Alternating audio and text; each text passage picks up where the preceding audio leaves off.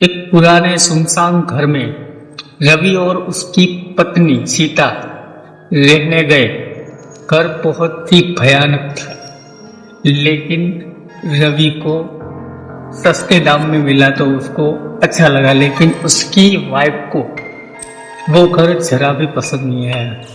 पहली रात जब से सो रहे थे, सीता को किसी की रोने की आवाज सुनाई दी और आवाज सुनते ही उसने रवि को जगाया, लेकिन रवि ने कहा कि वो उसका वहम है। अगली रात सीता ने फिर से एक और आवाज सुनी, लेकिन इस बार उसने एक साया भी देखा। वो डर के आगे कांपने लगी और रवि को जगाया। रवि ने भी साया देखा, लेकिन उसने भूत मानने से इनकार कर दिया। तीसरे दिन सीता और रवि ने फैसला किया कि वो आवाज और साये का सामना करेंगे।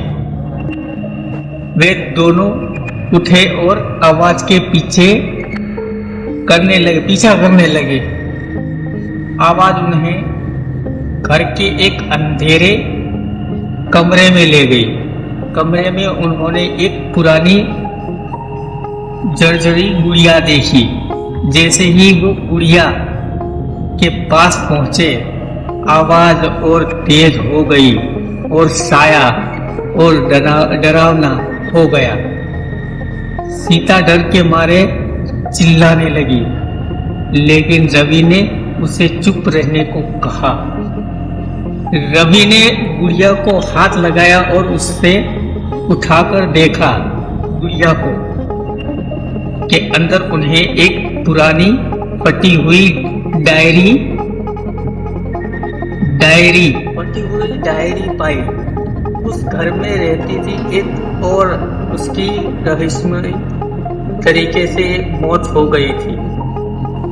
कहानी में ये भी लिखा था कि लड़की की आत्मा उस गुड़िया में कैद हो गई थी और वो हमेशा उस घर में भटकती रहती है। ये सब पढ़कर रवि और सीता डर गए। वो तुरंत घर छोड़ने का फैसला किया। वे कभी उस घर में वापस नहीं लौटे।